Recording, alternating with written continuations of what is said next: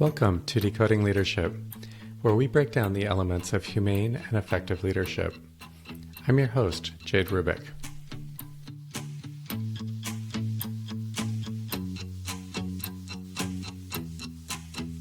It's really nice to see you again, Jim. You and I met years ago at New Relic. I think that might have been in 2014 or 2016, something like that. About 10 years. I don't remember, but yeah, we did a lot of work together at New Relic. Yes. So I think I was the one that actually introduced you to New Relic. Ward Cunningham introduced us to each other. Mhm. And at the time, I thought I was interviewing you for a manager position. But as I described some of our organizational challenges, you smiled, and this was really your main area of focus. And the Mhm. problem we were having at the time was around cross team projects, and you engaged in this very large organizational transformation. You know, that word has all sorts of connotations to it, but it was a very successful change. You introduced an incredible amount of change in a very short period of time, and I think at the time that was really some of the most state of the art organizational practices. And I know that your thinking has evolved over the last 10 years. To start with, could you just describe what your thinking was 10 years ago of like what some of the better practices were?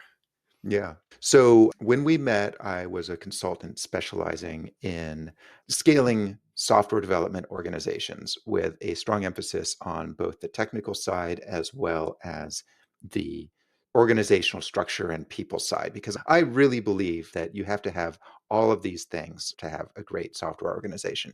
You have to have the technology, but you also have to have the people, you have to have the organizational structures, you have to have the management, the executive senior management support. So all of that needs to come together. And what we did at New Relic was really about creating team autonomy and minimizing the amount of cross team interactions that had to occur, which was very much my sort of understanding of the state of the art at the time. Since then, there's been a book published about these ideas, and I'm a little bit jealous because I didn't write this book, but it has all the stuff that I was doing 10 years ago. It's Team Topologies, and it's really about creating streamlined teams, autonomous teams that can own all of the work for their part of the product.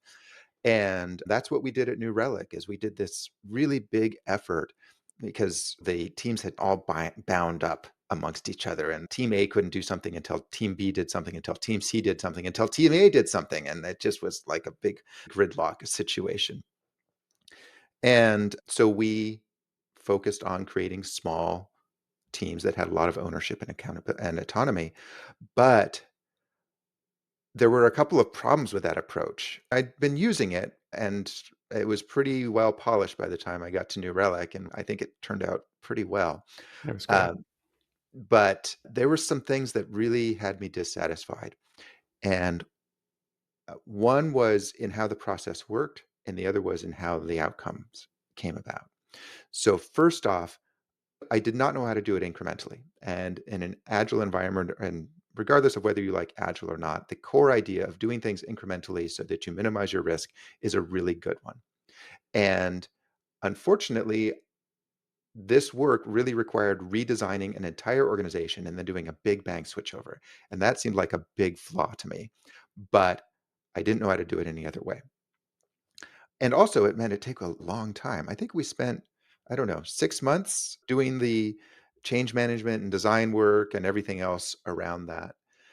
So that's one flaw. And then the other flaw is that we were trying to create the sort of classic Amazon two pizza teams with 5 engineers or so on each team. I think some got all the way up to 7 or 8 or maybe even 9, but they're small. And we had hundreds of people in that organization. So we ended up with dozens and dozens of teams. And you can't have teams that have full ownership over their product and do substantial work with teams that small. So the Team Typologies book is really about, well, you want to have these autonomous teams, but what do you do when you can't? And that was where we spent a lot of our time, is figuring out what do we do when we can't. And as I met up with you and the other people who were involved in that change team, The thing that kept coming out was, well, the teams where we couldn't have real autonomy, those are where all the problems are. So that was the state of art, but that was also the problem with the state of the art at the time. Yeah, that's a wonderful answer.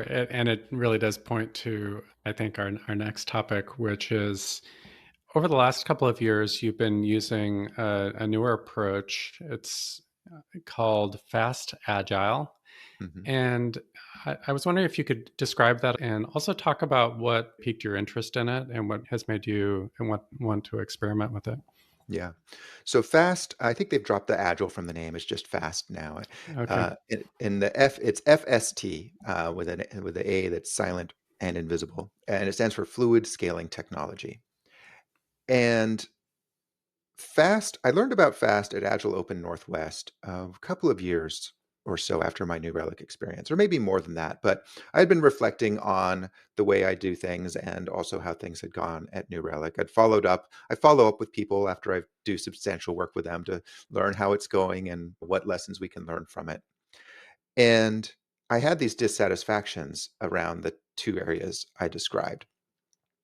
And a dissatisfaction in a third area, which really came out prominently because New Relic had stopped growing because of this gridlock problem. They wanted to grow further. And that's what we originally talked about after we got past the do you want to be a manager and got more into the what problems are you facing. It was really about that wanting to scale and not feeling like you could because of the gridlock. And so after we unblocked things, and we really did unblock things, so you have another interview on your channel, which I've watched, where Brent talks about the outcomes from that were, quite impressive, if I do say so myself.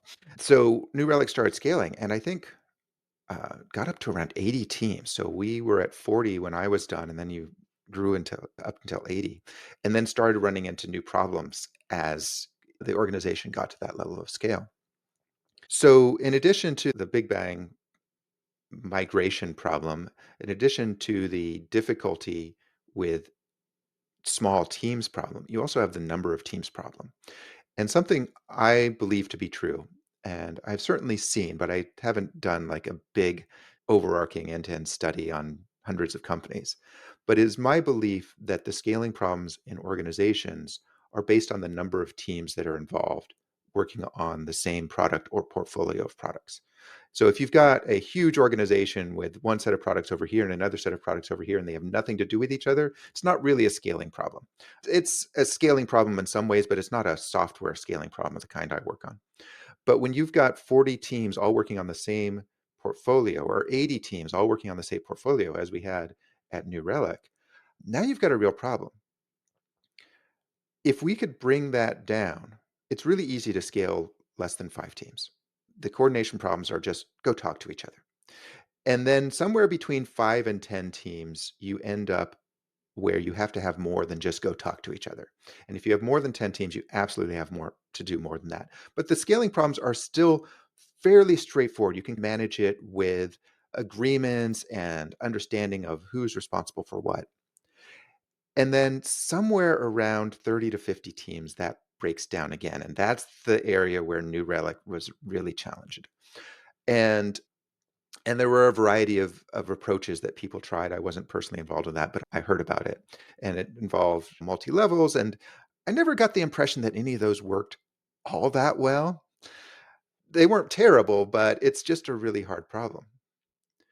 So coming out of that experience and reflecting on everything that was going on and what I was seeing in my other work, the conclusion I came to is that there's really two types of scaling. And I name these after sort of the computer science phrasing of horizontal scaling. When we're deploying software in a horizontal scaling environment, we're deploying the same software multiple times to lots of different machines. So horizontal scaling is what we did at New Relic, is we made lots of teams that were small and they were responsible for different things. But there's also in computer science vertical scaling, which is we're just going to throw a ton of CPU and RAM at some really, really beefy database servers and other stuff. And that solves a huge number of problems around coordinating all these boxes and concurrency and transactions and so forth. Well, it also solves a lot of problems, or my theory was that it would solve a lot of problems around scaling in organizations. At New Relic, when we were done, we had about 200 engineers on 40 teams, average of 5 people per teams. If we could have 4 teams of 50 engineers, that would have made things dramatically simple. And you all could have doubled in size and still been under that 10-team level where things start to get a little more challenging, and way under the 30 to 50 team level where things get really, really challenging. And also, if you look at typical scaling, a lot of people are using SAFe, which I personally do not recommend, but they're working in teams of 4 to 6. So you vertically scale that to 1 team. Now you don't have any cross-team challenges at all. So the question is, well, how can we vertically scale? And I did not know the answer to that. And there are various approaches to that. Large scale Scrum, less is approach that I would call vertically scaling, although I've talked to Vasvadi, who is the creator of that. And he says he doesn't really agree with that characterization of it, but I think it could be considered a vertical scaling approach. I hadn't tried that. I was thinking about that. And then at Agile Open Northwest, I saw Quentin Cortell talking about FAST, fluid scaling technology. And it's inspired by open space technology, which is a way of doing an unconference that is just magical. And I saw this and I thought, wow, this is never going to work. But if it does, that would be amazing. When I first heard about extreme programming, I had the same reaction. This is never going to work, but I've got to try it because there's some really cool ideas here. And then nothing happened for years because it was cutting edge. I'd bring it up with clients and they'd be like, we don't really want to try something that you don't have experience with. And then so I just kept doing what I was doing. And then I got to a company that you would never expect to do this kind of things, a very traditional healthcare company. And they had hired me to help them with their scaling issues. And we went through and we analyzed the situation, and all the teams were depending on each other for everything. And when we did the horizontal scaling analysis, the kind of design work we did at New Relic, what we ended up with was like 5 teams of 1 or 2 people each, and then one sort of massive team that's going to do it all. And I said, I think you might be situated for a vertical scaling approach. And they said, I think you're right. Let's try it. Let's look at it. And we did it, and it was a huge success. So now that I had that under my belt, I was ready to keep doing it again. At this point, I've done it with 4 collectives across 2 organizations and a total of about 75 engineers. Uh, so I think enough experience to know where it succeeds and where it breaks down. But I still want to, develop that further. But it has been very successful everywhere I've tried it. Definitely solves all the problems that I've seen around incrementalism and team ownership problem and the size of and the number of teams problems. And at this point, I'm recommending it over every other scaling approach.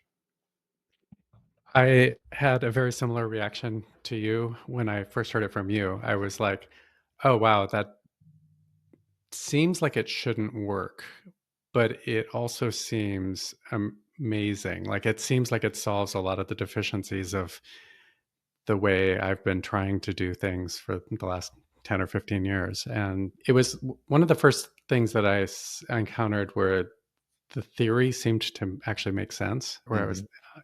I could see this actually working, but it seemed very experimental and new. And so I was really happy to see all the materials you've prepared on fast, and I really recommend people check those out. You have a number of YouTube videos that where you really go into a lot of detail about how you organized fast collectives, what your experiences have been. You've done case studies. Those Hmm. are I highly recommend all of those things.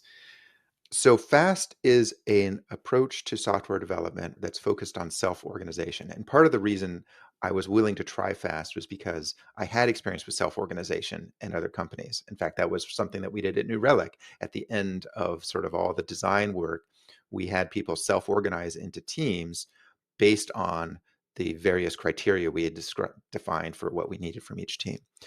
And that caused a lot of fear on the part of the people going into it, because they were worried that, one, there would be no place for them, and two, that this was a permanent decision. Well, FAST is really based around self-organization, but it's a much lower stakes self-organization because you do it twice a week. Uh, Now you can change that cycle to be as much as you want, as often or as infrequent as you want. And most of the teams that I've done this with have tried making it longer, and they've all changed back to twice a week because having that flexibility has just been powerful. But the idea is just like open space, twice a week, you have a 15-minute fast meeting where the product people on the team, product managers, product owners, whatever you call them, say, these are the business priorities we care about. And most often, those will be the same business priorities you cared about 2 days ago because it's not a good idea to change direction quite that frequently. But it's nice to have the option to do so in the case of an emergency or something else. And that does require non reactive product management, thoughtful product management. So the product folks say, this is what our priorities are. And then people stand up and say, hey, I would like to lead a team working on this thing, typically related to what the business priorities are, but sometimes related to some sort of technical issue that the team is facing that's really important. A number of people do that. The number of people that do that depends on the size of your team. And then everybody says, well, I'm going to go work in this team. And they just physically go stand next to the person. Or actually, all the ones I've done have been online because all the teams that I've done it with have been remote. And so we use Miro, which is an online whiteboarding tool. And people have a sticky with their name on it and they drag their sticky onto the team they want to be on.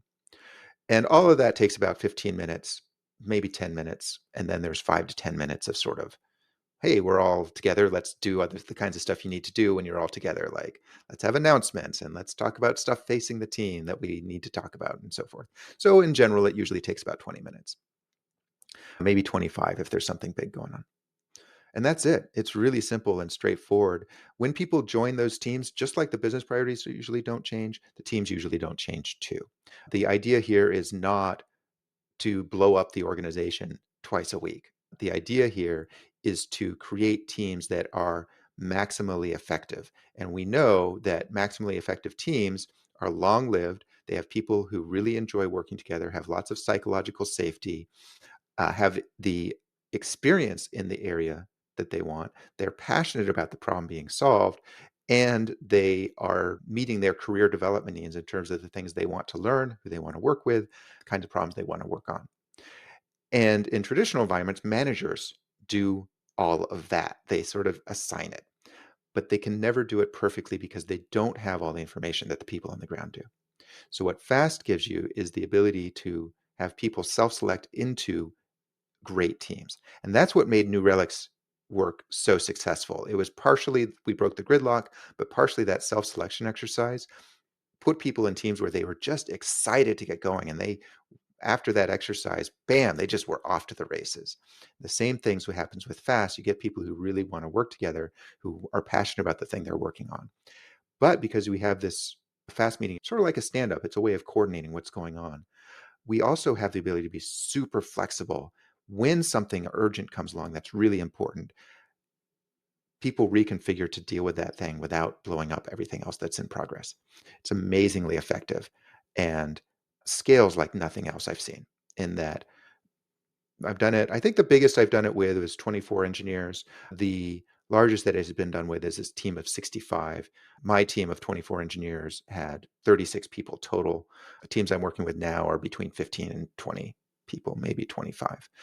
So, and it's just no issues whatsoever. I'm not seeing any sign of a cap at that level. We could easily scale larger. One of the things that the FAST materials don't really cover is the role of management Mhm. in a FAST team. And you have these much larger teams, and the people are working on these project-based groups. How do you see managers participating in that, and how do you see their role changing in a FAST collective? Yeah, that's a great question. When people hear about self organization, they often jump to the unwarranted conclusion that that means this is a managementless organization, that people are self managing. And I think that's very far from the truth. But it also depends on what you think of the role of managers is now. Um, so we haven't talked about this, but for the last couple of years, I have been working as vice president of engineering at Open Sesame. I'm sure I'm going to go back to consulting at some point, but this was a really good opportunity for me to explore a side of the business that I hadn't been able to explore before.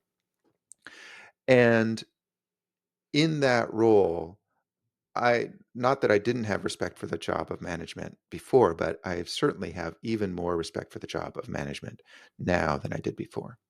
But I do see management differently than some people do.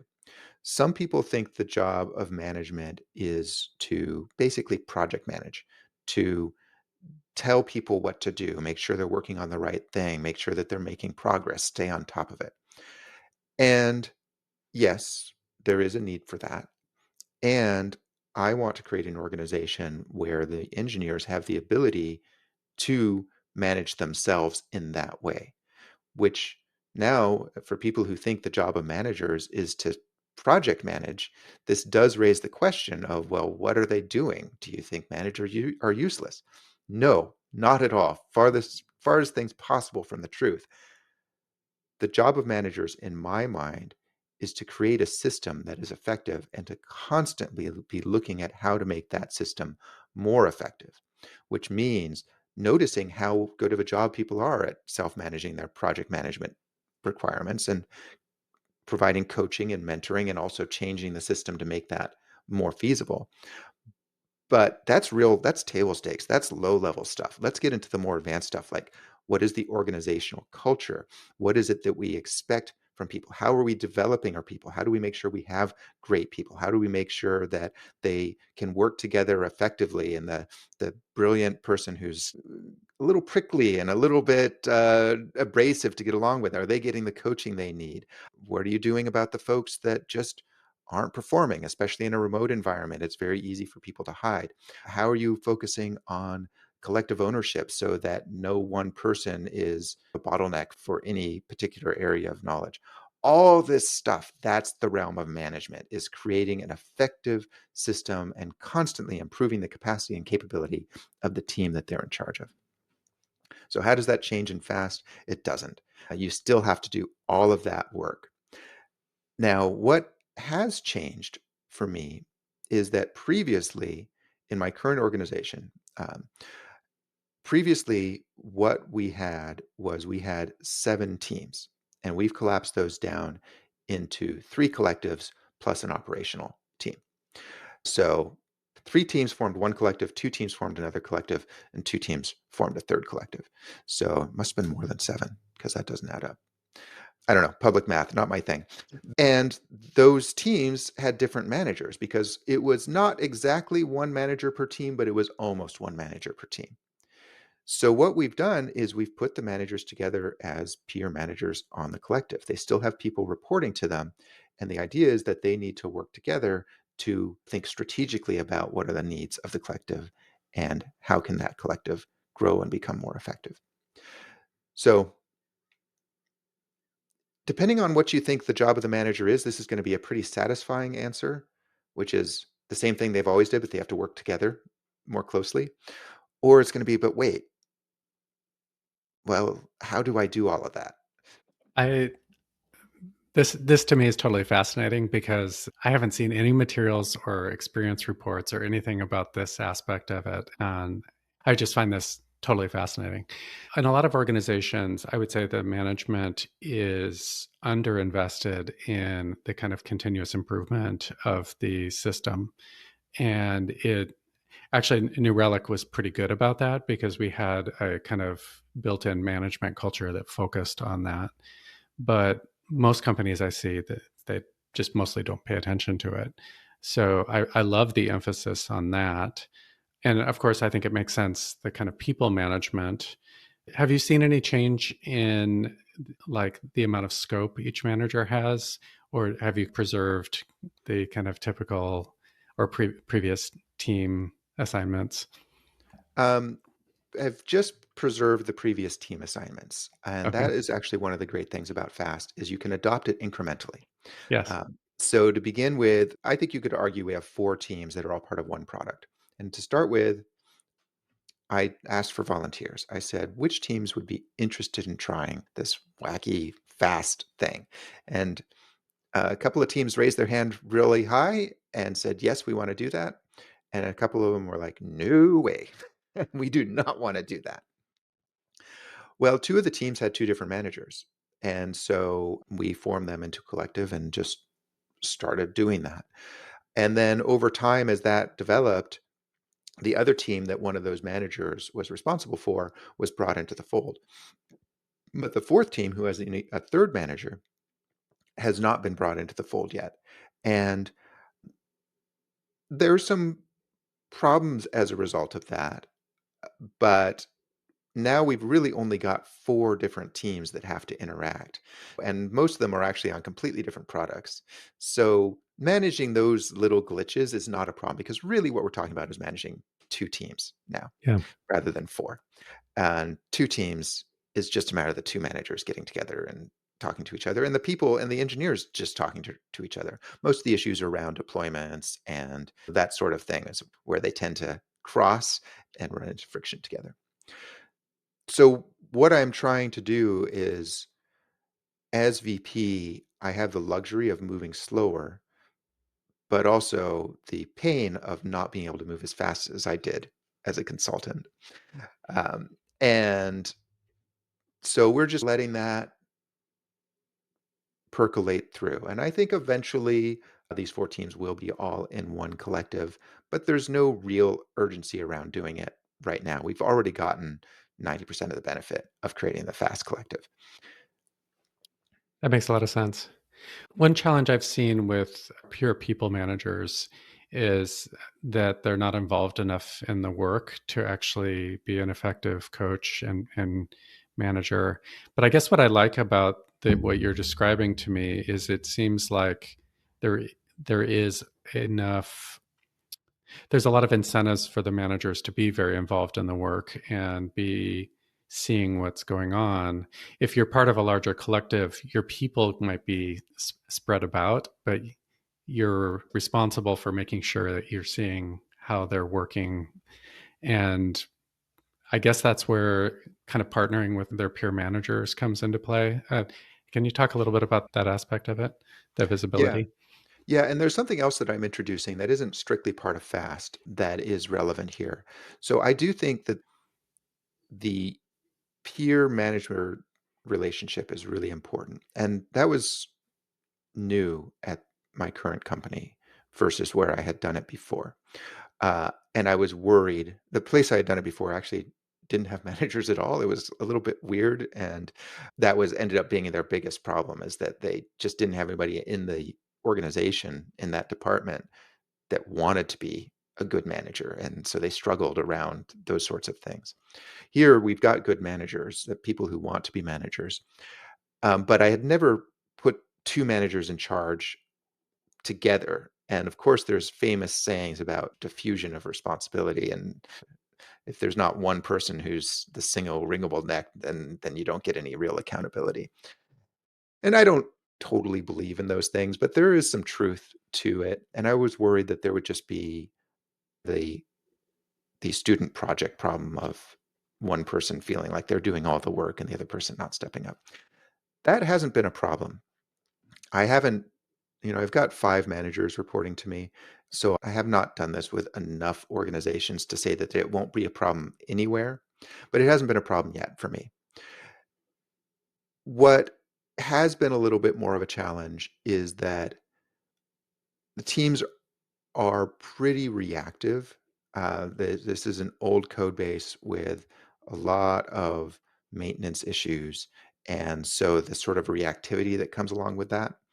And this organization does something I really agree with, which is that they want their managers to have strong technical skills. So they promote the engineers into management roles.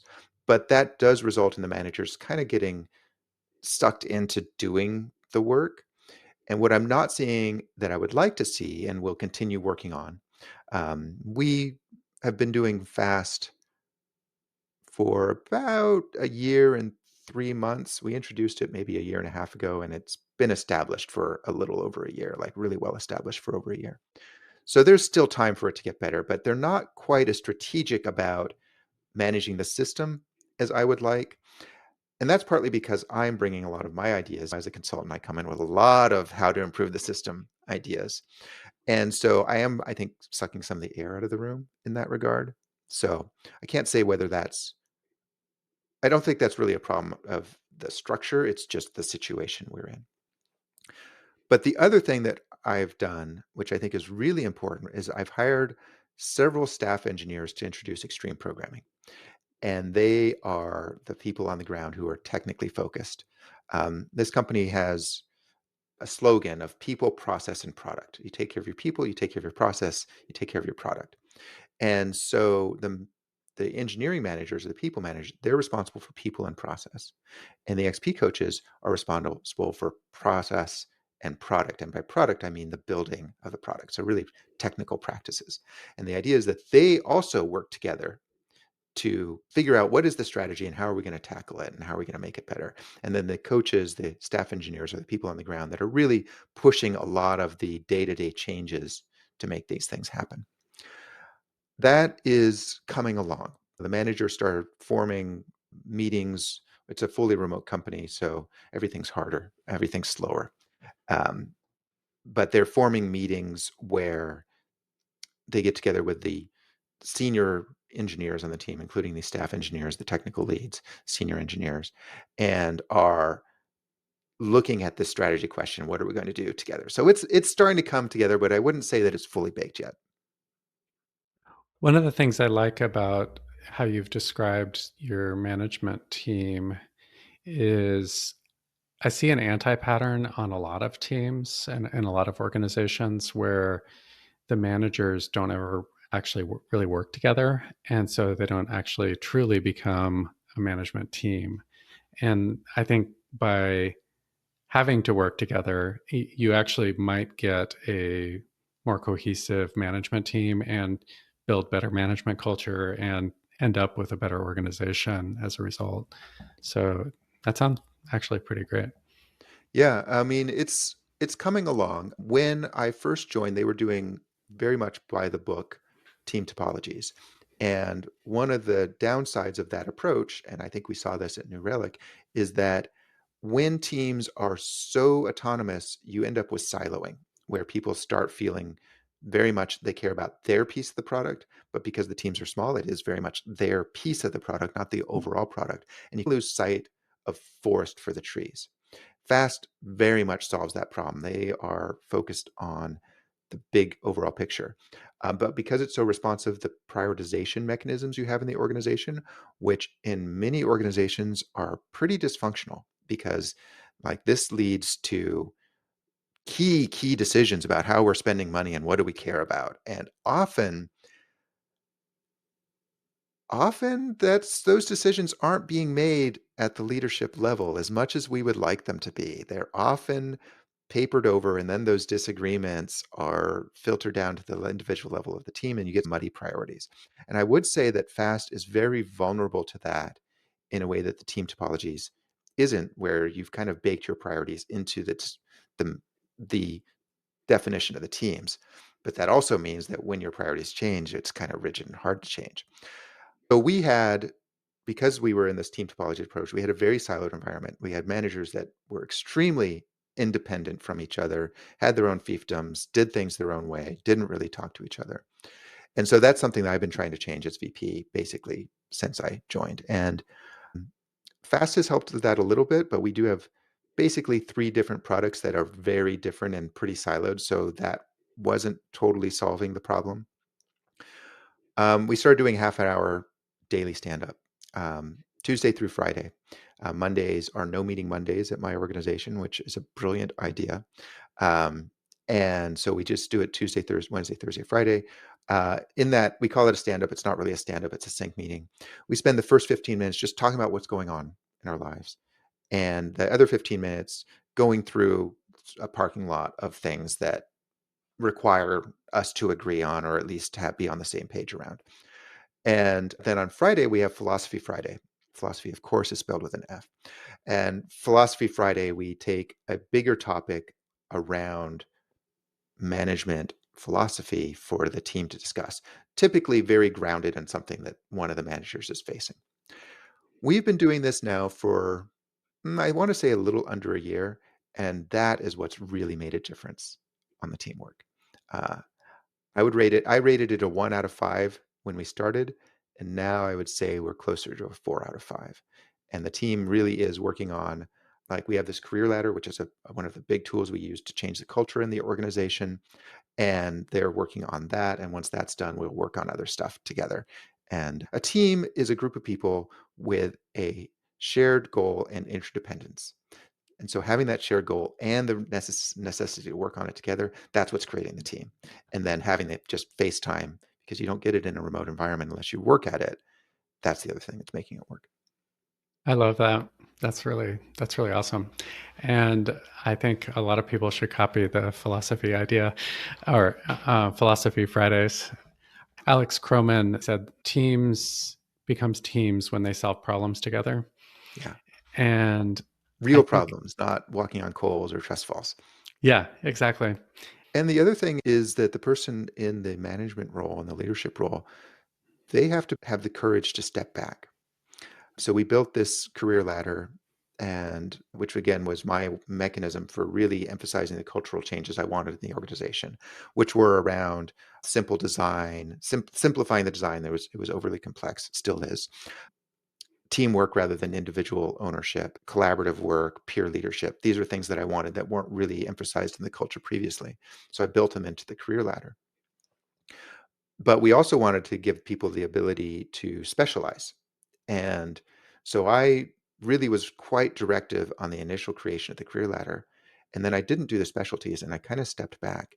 And for several months, nothing happened. And and I just sort of in my one-on-ones with my managers would occasionally ask about how the career ladder was going and just push a little bit. And I had, I've always got more things that I want to accomplish in the organization. So I thought, well, let's just let this bake and let it go. But then what happened is but it did say in the career ladder, you need this many specialties in order to advance. And so I think managers started getting questions from their people. What are these specialties? And I'd also been emphasizing, in the career ladder, managers are in there too. And one of the things that is at the senior manager level is you're a leader in the management team. And so one of the managers um, eventually said, hey, I'm going to lead the specialties thing. And then nothing happened for another month or two. And then he started leading it. And now the team is really getting like they've scheduled a meeting once a week. And I'm part of those meetings, but I'm stepping back. I'm letting them take ownership. I'm sharing my views, but I'm giving them space to be responsible for it. And I think if I hadn't done that, if I had just been directive with it, like I was with the initial career letter, which I had to be in order to get it done in a timely way, because I thought it was very important. If I had continued to be that directive, I don't think we'd have the level of teamwork that we have now. I love how you kind of describe how you make these changes in your organization. And I've seen firsthand your work in rolling out change. I think we were pretty complimentary in that podcast with Brent, where I said it's some of the best change management I've ever seen. I'm kind of curious, as you've settled into this VP of engineering role, like you have some kind of unique perspectives as a consultant that you bring to bear. You now also have this new set of tools of being a VP of engineering. Like, how has that shaped your thinking over the last couple of years, and how has your approach changed? Yeah. Yeah, that's a really interesting question. As a consultant, there's the word consultant gets thrown around a lot, and it can mean very different things depending on who's saying it. Um, so I should be clear about the kind of consulting I have done, which is that I'm typically hired by somebody in the C-suite or in a very large company, a VP or even director, depending on span of control. But I'm hired by people who are basically senior managers who want to see some sort of sea change in the outcomes and impact their organization has. So I've always had this connection with people at the level I'm at now. So I can't say that I was really surprised by what the role entailed, but it's one thing to know about it abstractly and another to live it. And what I've seen living this role is two things that I knew, but now I really know. And one is that the higher you are in the organization, the less control you really have. And and that wasn't a surprise. And there's all kinds of tricks. Like the career ladder is a way of me creating the motivation on the parts of people to make the change that I can't make for them. But the other thing that's been difficult for me, and when I go back into the consulting world, because I'm not going to be a VP forever, it's giving me new ideas about how to approach that. One thing that's difficult for me is that in this VP role, there is a certain amount of administrative overhead that is substantial, that makes it really hard to make the kind of progress that I would make as a consultant. So, as I think about where am I going to be in the future, I think VPs need an execution partner, somebody who doesn't have that amount of overhead, that they can really be simpatico with each other about what they're trying to accomplish for the organization, and then, go do it. And so I'm thinking that's where I'm going to go next once my work here is done. And it's not done yet, but once my work here is done, I'm going to really target being that execution partner for the VPs and CTOs. Because people used, as a consultant, they would come to me and they said, I just want to know what's going on in my organization, because it's hard to even know that. I just do skip levels, and I have techniques for being disarming and creating the space for people to feel safe to tell me what's going on. But even then, I can't really know what's going on because I have this big scary title, and that causes people to self-censor in various ways. So I don't know if I've actually answered your question, but that's what that inspires in me. I love the idea of the execution partner. I was working with Marco Rogers a number of years ago, and he solved that in a kind of brilliant way, which is he hired a director that had no direct reports. Mm-hmm. And for a while, it was like a temporary situation, but I just thought that was a very interesting approach. Like basically he knew that we needed to do a lot of work on the organization. There were some very specific like projects that he needed help with, and so he brought somebody in and just didn't give him any direct reports. I think sometimes consultants play that role. Yeah. They partner with you and they make those changes happen. They use their expertise. That's so interesting. I have to admit, I don't love the administrative work. I know it needs to be done. Yeah. And there's a certain power that comes with that administrative work, a certain level of control over what things happen because you're doing the administrative work. And that power is valuable in terms of allowing me to enact my agenda. But the vast majority of it is just work that has to happen that doesn't actually further the agenda. And I'll admit, I find that frustrating at times. I'm somebody who's really passionate about making a difference in an organization, and very frustrated by the time wasters. And you're always going to have a certain number of time wasters that are just part of the soup that you swim in an organization. Um, but there are various tricks for getting around that. And when I've joked with the staff engineers I've hired that, my job is to make the world safe for you to do your job and make this world safe for great engineering work. And if I could, somebody else would be doing that job and I'd be doing what you are, but nobody else is. So I'm doing it for you. And that is a big part of what I'm doing is I'm creating the space for my staff engineers to create the practice and technical changes. And also trying to create the space for my engineering managers to make their changes. But they have a lot of people reporting to them. The organization I'm in runs fairly lean, so they've got a pretty wide span number of reports. And that and also requirement from the organization to do a one-on-one every single week.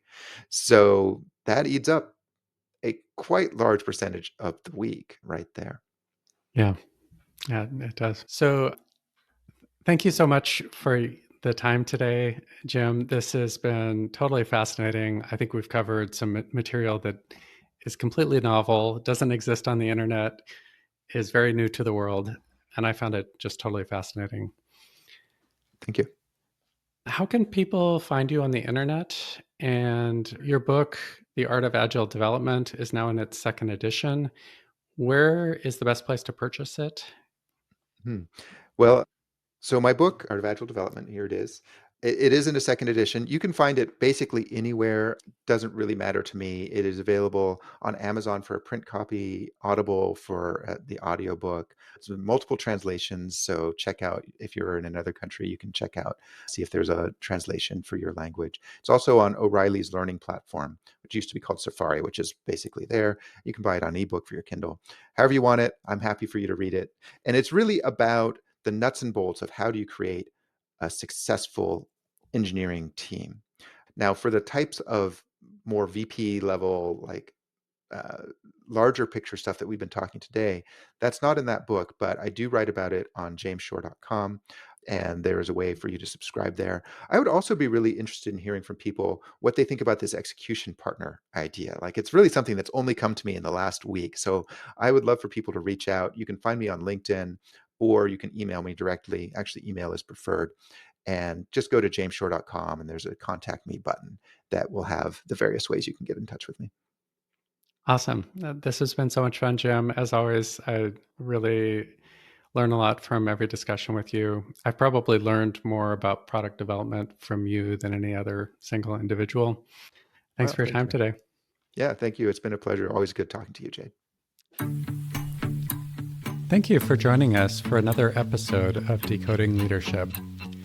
As always, I welcome your questions and feedback. And if you're looking for coaching or advisory help, you can contact me at rubik.com. See you next time.